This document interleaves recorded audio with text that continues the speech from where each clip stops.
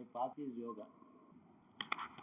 అయితే పెద్దలందరూ చెప్తారు జ్ఞానం కోసం కదా, జ్ఞానం వల్ల మోక్షం వస్తుంది అని. యోగం వల్ల మోక్షం రాదు అని చెప్పడానికి చాలా ప్రయత్నం చేశారు చాలామంది. అల్టిమేట్గా శంకరుడు అన్నాడు, please come you take the seat, you can take the మోడా, so I can see you. Generally yoga is suppose to be not moksha yielding science, I mean, or Shastra. It is the idea, the goal that is stated in the Yoga Shastra is Kaivalyam. Kaivalyam is the word derivative of the Kevala. Kevala, Nirguna, Brahmavastu Prapti, Brahmanubhuti, that is Kevala. Only that. That is Kaivalyam. But how to start? Yoga Chittavritti Nirodha, suspension of the activity of Chitta, that is consciousness. From here to Kaivalyam it is covered. Since the tradition has been stressing on the Vedantic path, defining Brahma Vastu, Nirguna Brahma, so any other path had to be registered. It has been a golden rule in the tradition of India that to establish a singular path for a particular purpose. Whereas the later thinking is there could be many paths to the same goal. That has not been accepted in the Vedanta. That is the main thing. Vedanta says ఆత్మ వస్తు విచారం, బ్రహ్మ వస్తు విచారం. బ్రహ్మ వస్తువు ఏది అంటే ఏమిటి, దాని గురించి బాగా గ్రంథములు విచారణ చేయడం, అంతేగాని ధ్యానం చేయడం, మననం చేయడం, యోగం చేయడం దానివల్ల ఉపయోగం లేదు వాళ్ళు.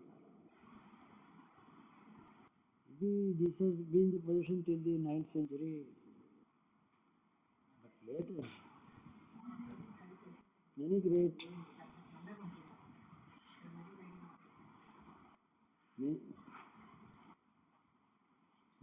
thinkers, many great analysts have slowly started accepting the concept of there being an alternate path.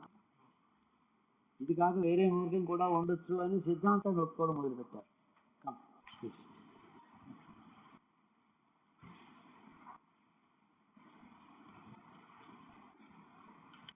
So the position has been, in fact this was not the position in the ancient times.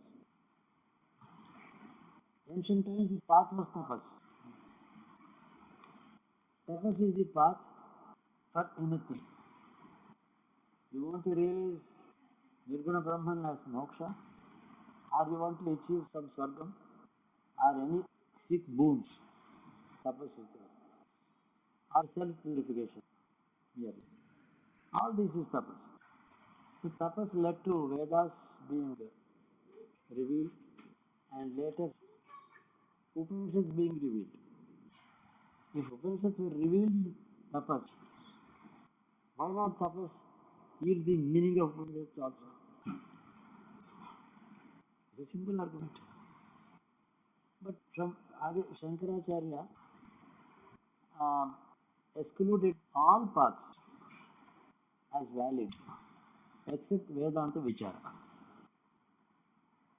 But in his path, in his way, he did not condemn yoga, but many places he said, yoga will help, yoga will help, yoga will help.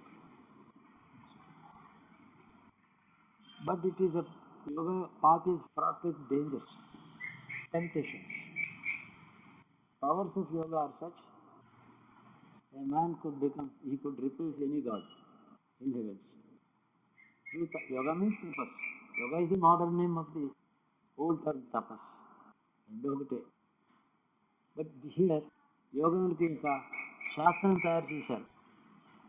They built up a science and technique of tapas, which is called yoga. Because we don't know what techniques were adopted by in those days. ఈ ఋషులు తపస్సు చేశారంటారు తెలియదు, ఏం తప్పు ఎలా చేశారో తెలియదు. But in tapas great sages, Mahashulu, they acquired great powers also. Their power was unlimited. They could do anything. They స్వర్గం నుంచి వచ్చి వాళ్ళకి నమస్కారం చేశారు.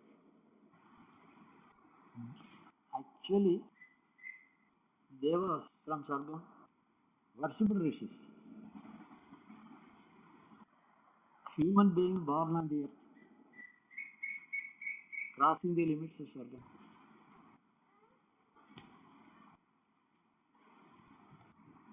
So that is the status of yoga. I am a great believer in yoga, my path is yoga, whatever. But I am a devotee to God, I worship God, I worship విగ్రహారాధన చేస్తాను, నేను పూజలు చేసుకుంటాను, నేను మంత్రజపం చేసుకుంటాను, సంధ్యావందనం చేసుకుంటాను, అభిషేకాలు చేసుకుంటాను, పాలనకు భయం ఇస్తే హనుమంతుని తలుచుకుంటాను, అన్నీ ఉంటాయి. కానీ ఆధ్యాత్మిక మార్గం అంతే కదా. నేను యోగం మీద నాకు విశ్వాసం ఎక్కువ. ఇది what is the difficulty in yoga that should be so carefully avoided by the Vedantin and Ante? Vedantin does not believe in any kind of form. It does not have to even wear a Rudraksha. Oh, Rudraksha, Nirguna Brahman is my subject, I go on talking, it is unqualified Brahman. Adi దాని గురించి సర్వం కలుదం బ్రహ్మనే హనానాస్తి పిచ్చిన బ్రహ్మసూత్ర భాష్యం వింటూ ఉంటాం. With the result that at one time these Vedantins slowly drifted away from religion, any practice, any tradition, any action, any activity. That is ultimately, what about the path? Realization ఇప్పుడు అవుతుంది, బ్రహ్మజ్ఞానం రావచ్చు. On the path, in the meanwhile, ఏం చేస్తున్నాడు? You must start with Vairagya. Vairagya is an assumed thing. Maybe he is practicing Vairagya. Even that is a path. Vairagya కూడా ఒక path. Realization రావాలి కదా. Vairagya he must become totally Vairagya. Practice leads to Vairagya. So, this has been the discussion subject all over the country even today in the past 13 centuries. Yoga, for example, it has yoga means tapas. The old sages, tapas, in their case, tapas yielded to them many powers. For example, ఆయన Sarabhanga Rishi in Ramayana times, Rama went and prostrated before. ఆయన ఏం చెప్పాడంటే, తర్వాత మాట్లాడతాను, ఇప్పుడు phone వస్తే సరభంగుడు అన్నాడు, Rama just out of curiosity I'm staying on just to see you. Curiosity ఉంటుంది అన్నమాట. Others what exactly is it? ఏంటి నన్ను చూడడం ఏంటి? This man is all innocence కదా. సో ఈ నన్ను చూడడానికి ఎందుకంటే నీకు తెలియదులే, నేను చూడాలనుకున్నాను నేను. అక్కడ Rama, Sita and Lakshman at a respectable distance they stopped. They stood waiting for permission to go inside. ఎవరో శిష్యుడు నాటి వాళ్ళని లోపలి పంపించారు. అక్కడ ఒక పెద్ద గోల్డెన్ చారియట్, గొప్ప రథం, బంగారు నవరత్నాలతో ఉన్నటువంటి ఒక బంగారు రథం ఉన్నది. దానికి దివ్యమైన 4 గుర్రాలు ఉన్నాయి, తెల్లని గుర్రాలు. It is standing about 1 foot away from the ground, standing in the air. అది ఏంటంటే అది ఇంద్రుడి రథం అని చెప్పారు వాళ్ళు. పురాణం ఏం చెప్తోందంటే, ఇంద్రుడు వచ్చాడు, రాముడు వచ్చాడు శరభంగ మునిని దర్శనానికి. నేను శరభంగ మునిని గౌరవించడానికి, ఆయన్ని తీసుకెళ్ళడానికి నేను వచ్చాను. రాముడు నన్ను చూడకూడదు. I'm not suppose to be notice and seen. రాముడు నన్ను చూస్తే ఆయన అవతార కార్యక్రమం చాలా పని ఉంది, అదంతా బ్రేక్ అయిపోతుంది. ఆయన అవతారం అయిపోయి కార్యం అయిన తర్వాత కానీ నన్ను ఆయన చూడకూడదు, ఇంకెవరిని నేను చూడకూడదు, దేవతల్ని వాళ్ళని. అంటే suddenly he remembers, if he sees Indra he remembers that is Vishnu, which is suppose to be deliberately forgotten. మర్చిపోయినాడు, డజంట్ నో. అలాంటి పాసిబిలిటీ ఉంది. A man knows certain things. He forgets that he knows. Not forgetting the matter. Forgets that he knows. నాకు తెలిసిన మాట మర్చిపోవడం అనేది వేరే state. అది జరిగింది రామకృష్ణ. కానీ విష్ణు అన్న మాట తెలుసును అన్న మాట మర్చిపోతాడు. 2 స్టేజెస్ ఉంది. సో అలాగా ఆయన చూడకూడదు అన్నాడు. ఆయన అన్నాడు, వెల్కమ్ రామ. రామ రా, నువ్వు నా ఆశ్రమంలో చాలా సంతోషం, నేను చూడడానికి నేను ఉన్నాను 8 సంవత్సరాలు, నా పని అయిపోయింది, నేను వెళ్ళిపోతాను అని. నాకు 100 times I have earned heaven. One tapas can earn heaven. He did it 100 times. So 100 heavens, that is the ultimate unit of success of a tapas. All that is that tapo, wealth around. Take this, think of heavens, it will come. Your స్వర్గం నీ దగ్గరికి వచ్చేస్తుంది, నేను తీసుకెళ్తాను. ఇంద్రియులందరూ నీకు సేవ చేస్తారు, ఈ తపస్సు అంతా నీకు ఇచ్చేస్తాను అని అంటే he refuses to take it. I am a Kshatriya, I am not supposed to take anything from a Brahmin. If I were to be a Brahmin, I would have taken from a Kshatriya, but not now. తీసుకోవడానికి వీలు లేదు. బ్రాహ్మణి కదా, నేను క్షత్రియుని కదా, నీ దగ్గర ఎట్లా తీసుకుంటాను. Follow simple social rule. ఆయన ఇంత పెద్ద విషయంలో చాలా సంతోషించాడు. రాముడు వాళ్ళు చూస్తుండగానే కన్ను మూసుకున్నాడు. లోపల నుంచి అగ్ని, పెద్ద మంటలు వచ్చాయి. మంటల్లో శరీరం అంతా దహించిపోయింది. పెద్ద తేజస్సు లోపలికి బయటకు వచ్చింది. ఆ తేజస్సు అక్కడ వెళ్ళిపోయింది. ఆ రథం కూడా ఎక్కలేదు. వెనకాల ఇంద్రుడు వాళ్ళందరూ కూడా వెళ్తున్నారు ఆయన వెనకాల. ఇది తపస్సు యొక్క శక్తి. ఇంత శక్తివంతమైన తపస్సు అదే ఒక టెక్నాలజీగా డెవలప్ చేసి యోగశాస్త్రం చెప్తే ఎందుకు నిషేధం అవుతుంది? నిషేధం కాకూడదు. నిషేధం లేదు, యోగం నిషేధం కాలేదు. బ్రహ్మజ్ఞానానికి తపస్సు లేదు, అవసరం లేదు, ఆ మార్గం కాదు అని వాళ్ళ వాదం. తపస్సు యొక్క యోగంలో కూడా నాటి నుంచి నేటి వరకు యోగంలో శక్తులు చాలామంది సంపాదించారు. మనం షిరిడి సాయిబాబా అందరూ పూజ చేస్తాం. ఆయన ఒక యోగి, సూఫీ యోగి. యోగంలో ఒక్కొక్కరికి ఒక్కొక్క శక్తి వస్తుంది. మనం అనేది అంతా ఒకటే వస్తువు, ఈశ్వరుడు ఒకటే. ఇదంతా భేద బుద్ధి, డిఫరెన్సెస్ రిలీజన్లో ఉండడం, ఇవన్నీ కూడా తప్పు అని అది జ్ఞానం, వివేకం జ్ఞానం. So experiences that Brahman are ultimate one single truth. దాని ఎక్స్పీరియన్స్ కూడా రావచ్చు, రాకపోవచ్చు కూడా. షిరిడి సాయిబాబా కేసులో ఆయనకు అటువంటి అనుభవం కలిగింది. But simultaneously he was a Yogi, he acquired certain powers. Powers అంటే ఏంటి? ఆయనకు వచ్చిన పంచభూతాలు ఉన్నాయి. పంచభూతాలు earth, water, fire and space. One of these 5 elements ఆయనకు వశం అవుతుంది. షిరిడి సాయిబాబా గారికి అగ్ని తత్వం ఆయనకు వశం. ఇలా ముట్టుకుంటే అగ్ని వస్తుంది, ఇలా చూసి ఆరిపోతుంది. నేను తవ్వితే 5 దీపాలు కనపడ్డాయి. నేనంతా తవ్వితే, మట్టికి తవ్వితే 5 ల్యాంప్స్ షో. వెలిగే దీపాలు మట్టి కింద ఎలా ఉంటాయి? ఉన్నాయి. అది యోగం. అవి తీశారు. ఆయనకు అగ్ని వశమైనటువంటి ఒక యోగి. ప్లస్ ఆమెకి వైరాగ్యం ఉంది, జ్ఞానం ఉంది.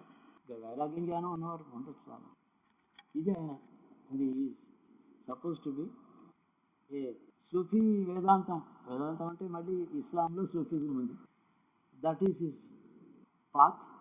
Incidentally studied Hindu Vedanta, Bhagavad Gita. There all ఒకటే టీచ్ చేస్తుంది. వేదాంత పార్ట్ ఆఫ్ ఖురాన్ చదువుతారు ఆయన. రోజు నమాజ్ అంత అవసరం లేదు ఆయనకు. రిలీజన్ లేదు, ఫిలాసఫీ ఉంది. ఇవన్నీ యోగా. తల్లిదండ్రుల అంగీరసుడు ఉన్నాడు. Okay, another extreme. ఈ ఎగ్జిబిషన్నే చెప్తున్నాను నేను. అంగిరో మహర్షి అని పేరు. ఆయన చాలా తపస్సు చేశాడు. సాధన చేశాడు. చాలా కాలం తపస్సు చేయక ఆయన గొప్పతనం ఏంటి అని చెప్పి చెప్పుకుంటారు పురాణంలో. ఈ నెల అంగిరసుడి కథ అయితే వచ్చినట్టుంది సుమతిలో. ఎడిటింగ్ బాగా ఇంకా చేయాలి జరిగారు. ఆయన పంచభూతములు ఆయనకి అగ్ని ఒకటి కాదు. పంచభూతములు ఆయన వశమైనది. 14 భువనాలు క్రియేషన్ అంతా ఆయన వశమైనది. ఆయన ఏం చేశాడంటే మాకు ఇంద్రుడిని పిలిచిన సహకారం అగ్నిహోత్రుని వేసి నమస్కరించాడు. వెంటనే ఇంద్రుడు వచ్చి గ్రాటిట్యూడ్ ఫర్ హ్యావింగ్ రిమెంబర్డ్, నన్ను గుర్తు చేసుకున్నారు, నేను ధన్యుణ్ణి అన్నాడు. ఆయన కృతజ్ఞత చెప్పాడు ఇంద్రుడు. అంటే ఆయనకి ఎవరితో అవసరం లేదు. తన గురించి మనకి ఎవరిని గురించి అవసరం లేదు. వారిని స్మరిస్తే వాళ్ళు సంతోషిస్తారు. అవసరం ఉన్నప్పుడు ఎలాగ స్మరిస్తాను, వాళ్ళ దగ్గర పని ఉంటే గోపాలుడికి తలుచుకుంటాను. అది కృతజ్ఞత ఏముంది అందులో. దానికి నాకేం పని లేనప్పుడు ఆయన తలుచుకుంటే గొప్ప. అలాగే ఇంద్రుడు చాలా చాలా సంతోషించాడు. నేను మీకేం సేవ చేయగలను అంటే, ఏం లేదు, నాకేం సేవ అక్కర్లేదు నాయన, నీకేదో ఏమన్నా ఇబ్బంది ఏమన్నా ఉందా అని అడిగాడు. Is there some difficulty you are feeling? If I can help you in any of your difficulty అంటే ఇంద్రుడు అన్నాడు, స్వామి ఇవాళ పొద్దున్న నుంచే కొంచెం కొత్త డిఫికల్టీ వచ్చింది మాకు. నేను రాత్రి దాకా బాగానే ఉంది. ఈ అన్ని లోకాలలో భూలోకం, భూర్లోకం, స్వర్గలోకంలోను, భూలోకంలో చాలా తక్కువ వాటికలలో అగ్నులు ఉంటాయి. తపస్సు చేశారు, అగ్ని చల్లారిపోయింది. సడన్లీ ఫైర్ ఇన్ ది యాగశాల in all the 3 worlds got extinguished. ఇప్పుడే జరిగింది అది. ఇది ఎలాగ ఏం చేయాలో నేను అగ్నిహోత్రుడితో మాట్లాడి పిలుద్దామని అనుకుంటే ఆయన ఎక్కడికో పోయి దాక్కున్నాడు. We're not able to trace the god of fire. So ఆయన ఎక్కడికో పోయినాడు. దీనివల్ల మాకు యజ్ఞం స్టాప్ అయిపోయింది. యజ్ఞం లేకపోతే ఇంకెలాగా దేవతలకి, భూలోకానికి, జీవులన్నిటి కూడా యజ్ఞం బేసిస్ ఆఫ్ సెక్యూరిటీ, సేఫ్టీ, ఇది. యజ్ఞాలు ఆగిపోయినాయి, సభల్లో ఆగిపోయినాయి యజ్ఞాలు. అగ్నిహోత్రుడేమో సంహి seems to have gone on strike. ఎక్కడికి పోయినాడు హైడి అని చెప్పుకొచ్చాడు. మరి ఏం కావాలి, ఏం చేయమంటాను? మీరే రక్షించాలి. అగ్ని నాకు దొరకలేదు. బ్రహ్మతో చెప్పుకుంటున్నాం. అప్పటికప్పుడు కొన్ని గడియలు గడిచినాయి. బ్రహ్మతో చెప్పుకుంటే ఆయన ఏం మాట్లాడలేదు. నాకు వెంటనే రిలీఫ్ రాలేదు. అయితే అన్ని లోకాలను పోయినాయి అగ్ని. అయితే నేనే అగ్నిని అవుతాను అన్నాడు. ఐ విల్ బికమ్ అగ్నిదేవా అన్నాడు. 3 లోకాల్లో అన్ని హోమగుండాల్లో అగ్ని టక్కుని వెలిగింది. ఆయన అగ్ని 3 లోకాలు వ్యాపించాడు. అది అంగిరో మహర్షి గొప్పతనం. తర్వాత అలాగే జరుగుతూనే ఉంది. He was there and he was all over. ఆయన అక్కడ ఉన్నాడు, అంతా వ్యాపించిపోయాడు. అగ్ని రూపంలో దీన్ని వెలుగుతున్నాడు. అగ్ని అంటే యజ్ఞం. ఉమానం ఎక్కుతానా? ఆడవాళ్ళు అన్నం వండుకోవడానికి, గోవు వండుకోవాలంటే అగ్నిహోత్రం కావాలి. అది ప్రొవైడ్ అయిపోయింది. అగ్ని అంతా వ్యాపించి 3 లోకాల్లో. సపోజ్ బై సమ్ మెరికల్ ఇండియాలో ఎక్కడ మ్యాచ్ బాక్స్ లేకుండా పోయింది అనుకోండి, ఇప్పుడు ఏం చేస్తారు మీరు చెప్పు? మ్యాచ్ బాక్సే లేదు అనుకోండి, ఏం చేస్తారు?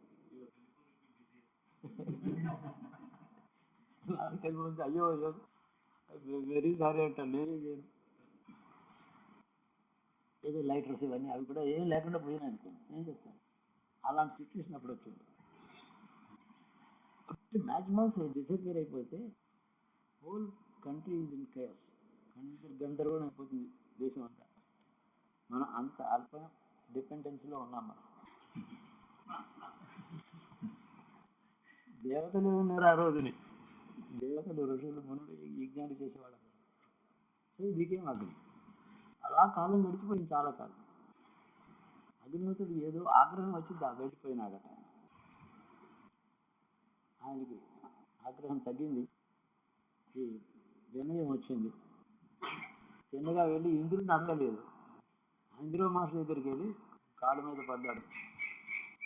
నాకు ఇంకా ఆగ్రహం వచ్చి వెళ్ళిపోయాను, నేను లేకపోతే ఈ లోకం నడవదని నేను అనుకున్నాను, నా కోసం ఎదుగుతూ తిరుగుతారనుకున్నాను, నా అవసరం లేకుండానే చేశావు నువ్వు అంటే అంగిరసులు అన్నాడు, నీవు లేకపోతే నేను అగ్ని నవ్వుతాను, వరుణుడు లేకపోతే నేను నీరు నవ్వుతాను. ఈ వరుణ గాడ్ ఆఫ్ వాటర్, ఆయన వెళ్ళిపోతే నేను నీరు అవుతాను, ఆయన నీరు లేకపోతే నేను అగ్ని అవుతాను. వాయుదేవుడు లేకపోతే నేను వాయువుని అవుతాను. నాకుండే తపస్సులో ఆవగింతంత, only this much a miniscule quantity of my tapas can be spent. That is అంగిరం.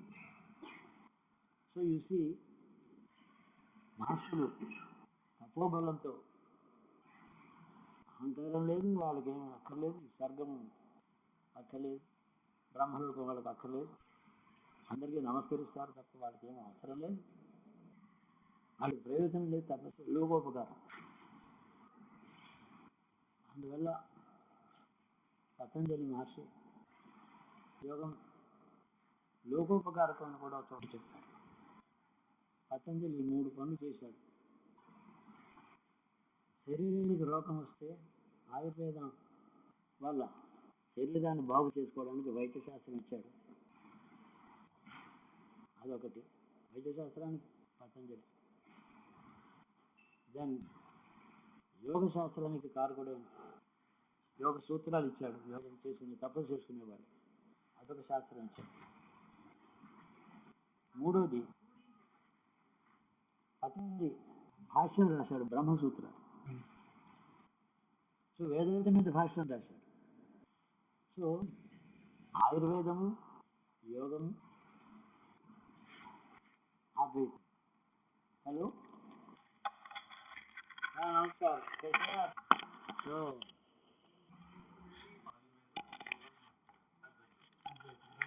Charaka Samhita is the name of the ayurvedic text. Charaka Samhita Patanjali దానికి అర్థ.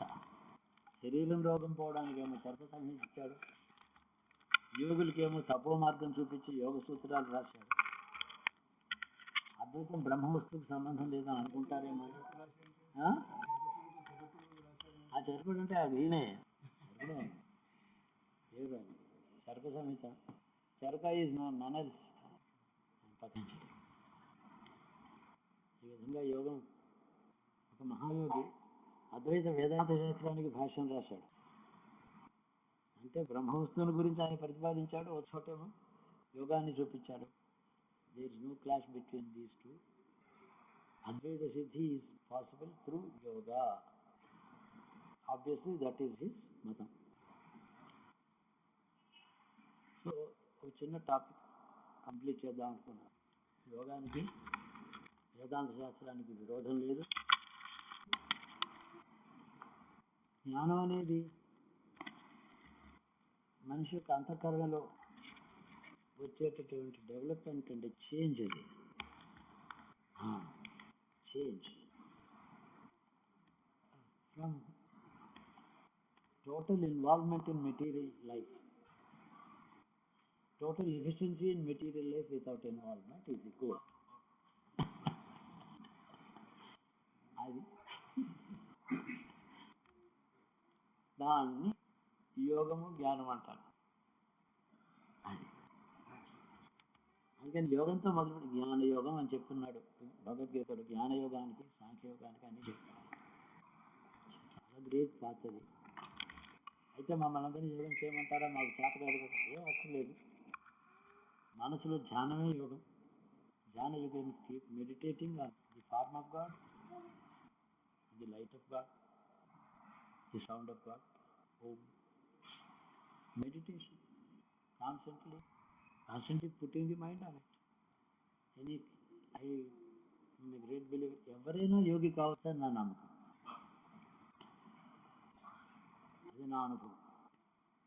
నాకేంత ఈజీగా సులభంగా కొద్దిగా వచ్చిందంటే అందరికీ ఎందుకు రాదు? నాకంటే మోర్ ఎఫిషియెంట్ పీపుల్ ఎవరో ఉన్నారు ఇక్కడే, అనుకున్నది సాధించగలిగిన వాళ్ళు ఉన్నారు.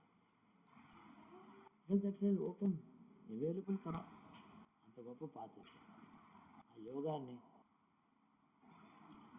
ఇక గ్రంథాలు అవి చాలా ఉన్నాయి. యోగాన్ని గురించి నేను ఎక్కువ టెక్నికల్గా మాట్లాడలేదు. I did not go in to the subject of yoga, but I spoke about it.